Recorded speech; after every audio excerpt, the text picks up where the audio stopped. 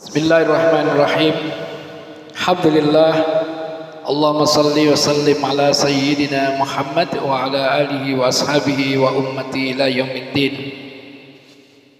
Kita bertemu kembali sama-sama untuk membincangkan, membahas mengenai masalah yang sangat lagi banyak diperbincangkan oleh masyarakat tentang masalah kepemimpinan. Dalam hal masalah kepemimpinan, untuk memilih pemimpin itu bagi orang mukmin adalah hukumnya wajib.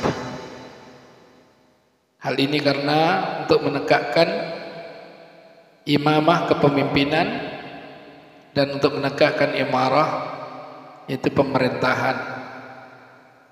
Dan Umar bin Khattab radhiyallahu an berkata, tiada Islam tanpa berjamaah dan tiada jamaah tanpa pemimpin dan tiada pemimpin tanpa ketaatan. Artinya adalah kepemimpinan, memilih pemimpin itu hal yang sangat penting yang harus kita lakukan, dan kemudian nanti kalau sudah kita pilih sebagai seorang pemimpin dan siapapun yang terpilih sebagai pemimpin itu adalah wajib kita taati sepanjang pemimpin itu tidak bermaksiat kepada Allah Subhanahu wa taala. Karena la ta'atun fi maksiatillah, tidak ada ketaatan di dalam hal masalah maksiat kepada Allah Subhanahu wa taala. Kalau itu sesuai dengan syariah, maka wajib untuk kita taati. Tidak bertentangan dengan syariah, maka kita tidak wajib untuk menaatinya. Saudara sekalian, perlu kita berhati-hati di dalam memilih pemimpin, karena dampaknya itu sangat kita rasakan, bahkan bukan hanya kita sendiri, masyarakat luas yang akan merasakannya. Maka oleh karena itu, apa yang kita lakukan sebagai memilih pemimpin itu nanti akan berimbas kepada apa yang kita rasakan, dan juga kita bertanggung jawab untuk bertanggungjawabkan kepada Allah Subhanahu wa taala. Karena apa yang kita lakukan itu akan semuanya akan dimintai pertanggungjawaban oleh Allah Subhanahu wa taala di yaumil hisab kelak. Maka oleh karena itu kita hendaklah berhati-hati di dalam memilih pemimpin itu. Yang pertama, pilihlah pemimpin itu dia memiliki akidah yang baik, akidahnya yang salimah, yang lurus. Karena kalau yang kita pilih itu adalah orang yang banyak ingkar kepada Allah Subhanahu wa taala atau kufur, maka Allah akan berlepas.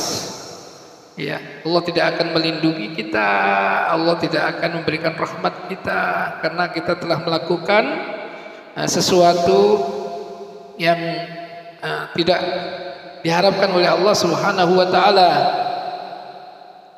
Jadi dalam Al-Quran disebutkan, Allah mengingatkan, Bismillahirrahmanirrahim, la yattahidul mu'minuna al-kafirina awliya min dunil mu'minin wa may yaf'al dhalika falaysa minallahi fi syai'in illa an tattaqu minhum tuqah wa yukhadhdhirukumullahu nafsah. Allah Subhanahu wa taala dalam ayat ini mengingatkan pada kita bahwa bila mana orang-orang mukmin itu memilih pemimpin yang kufur, ya, yang banyak melakukan ingkar kepada Allah Subhanahu wa taala dalam kehidupan kesehariannya, apalagi tidak mengimani Allah, ya, tidak mengimani ayat-ayat Allah, tidak mengimani Rasulullah, maka Allah memberikan satu peringatan, wa may yaf'al dzalika falaysa minallahi fi syai'in illa an tattaqu minhum tuqah. Maka Allah akan berlepas, tidak akan menaungi, tidak akan memberikan perlindungan, tidak akan memberikan rahmat. Maka wajar kalau suatu negeri yang dipimpin oleh orang-orang kufar itu tidak diberkahi oleh Allah Subhanahu wa taala, ya. Banyak azab, banyak bencana, keberkahannya menjadi hilang dan lain sebagainya. Itu makanya penting sekali kalau kita memilih pemimpin, lihatlah dari sisi akidahnya, Pilihlah pemimpin yang memiliki akidah yang salimah, ya. Itu yang pertama. Yang kedua, berhati-hatilah dalam memilih pemimpin. Jangan memilih pemimpin yang idharul khair israrus sar. Dia hanya suka menampakkan kebaikan ya secara zahiriyah, ya, tapi hatinya tidak. Hatinya busuk, ya.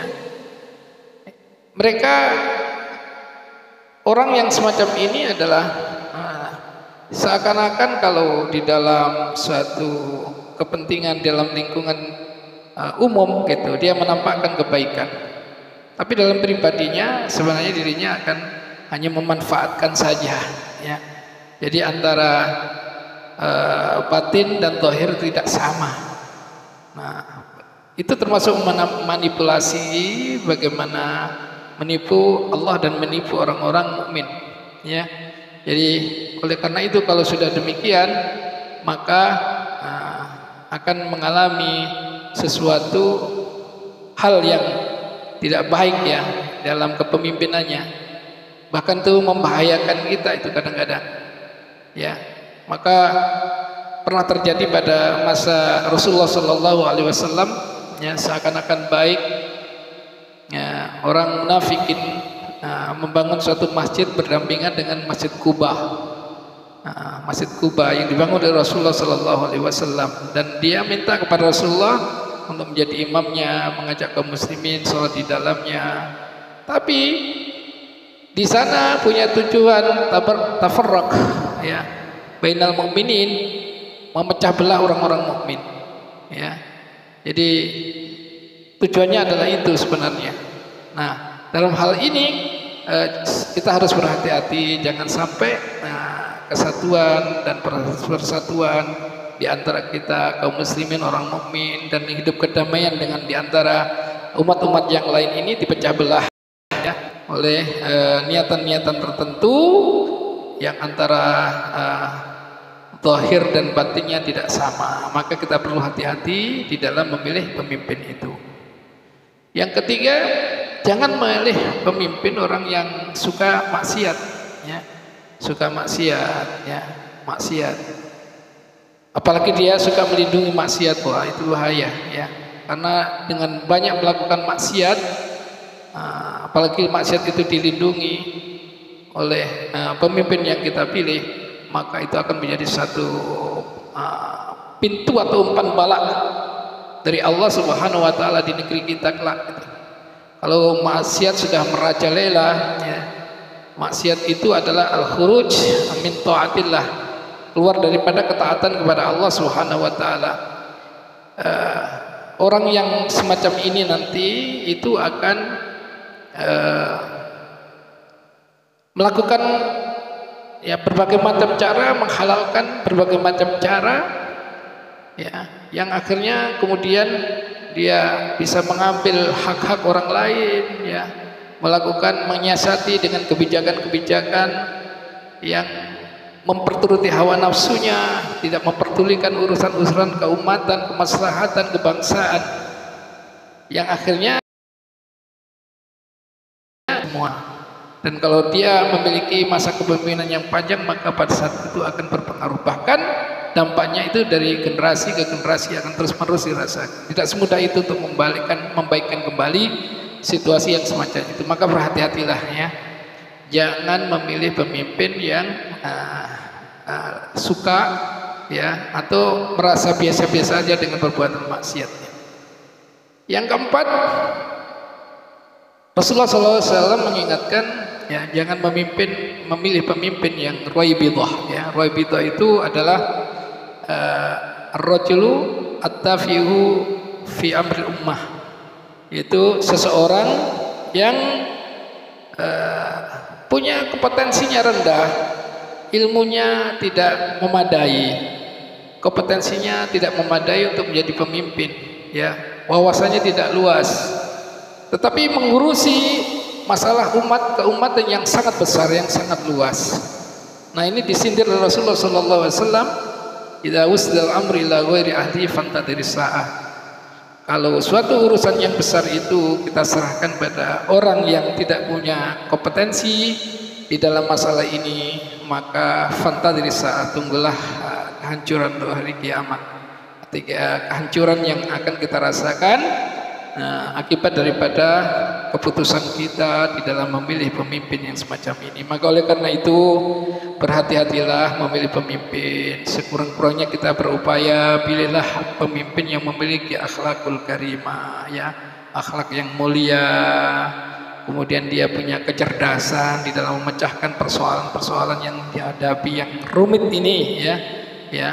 Kapanpun kepemimpinan, kapanpun dalam hal memilih siapapun, baik itu lokal, ya, maupun regional maupun nasional, dan yang lebih luas lagi, pilihlah pemimpin yang punya kecerdasan, yaitu fatanah, ya, kecerdasan, yang seseorang yang mampu cerdas untuk memecahkan persoalan-persoalannya, baik ya, kecerdasan emosional, ya, kecerdasan mengenai kerjaan ruhaniyahnya, ya, intelektualitasnya, ya, itu hendaklah kita pilih pemimpin yang seperti itu. Yang kedua yaitu orang yang jujur, ya, orang yang jujur, karena orang yang jujur itulah nanti tidak akan berani untuk mengambil hak-hak orang lain, ya. Sentiasa dia berhati-hati, merasa untuk diawasi Allah Subhanahu wa taala, ya. Itu orang-orang yang jujur, ya. Kemudian orang-orang yang senantiasa menyampaikan yang hak, yang batil. Jadi betul-betul menegakkan syariah atau aturan-aturan apa yang sudah disepakati dalam peraturan-peraturan hukum-hukum positif maupun hukum-hukum agama, ya. Jadi itu dia menyampaikannya. Jadi itulah diantaranya yang harus kita perhatikan untuk memilih pemimpin. Maka berhati-hatilah di dalam memilih pemimpin sebelum kita menyesal, ya, dengan hasil yang apa kita lakukan. Jangan hanya kita memperturuti nafsu kita, ya, karena sesuatu hal yang nggak enak, tapi sebenarnya hati nurani kita tidak sesuai dengan apa yang kita inginkan, ya, tidak memenuhi kriteria, kemudian kita paksakan. Itu tidaklah demikian. Yang berikutnya, jangan sampai hak kita untuk bersuara juga tidak kita melainkan itu kewajiban, karena itu hal yang sangat penting, daruriyah untuk kepada kita semua. Wallahu a'lam bishawab.